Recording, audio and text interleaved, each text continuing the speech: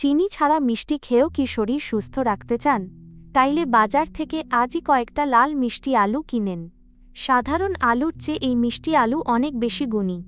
এতে আছে প্রচুর পরিমাণে ভিটামিন আর দরকারি ফাইবার। মিষ্টি আলুর পটাশিয়াম আপনার হার্ট অনেক ভালো রাখে। এতে থাকা ভিটামিন এ চোখের জ্যোতি অনেক বাড়ায়। এই আলুর আয়রন আপনার শরীরের রক্ত বাড়াতে সাহায্য করবে। নিয়মিত মিষ্টি আলু খাইলে আপনার পেট অনেক পরিষ্কার থাকে।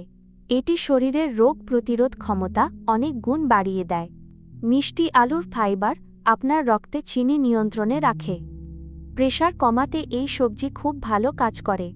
এটি আপনার শরীরকে সারাদিন অনেক বেশি শক্তি দেয়। মিষ্টি আলু কুচি করে ভাজি করলে খুব মজা লাগে। খোসা ছাড়িয়ে সিদ্ধ করে সুন্দর করে ভর্তা করেন। তরকারিতে সাধারণ আলুর বদলে মিষ্টি আলু পিস করে দিন। আপনি চাইলে এটা পুড়িয়েও বিকেলের নাস্তা হিসেবে খাইতে পারেন। সপ্তাহে 3 দিন ভাতের সাথে এই সবজিটা খান। সস্তায় এমন ভালো পুষ্টি আর কোনো সবজিতে পাবেন না। তাই আজই বাজারে গেলে মিষ্টি আলু কিনতে ভুলবেন না।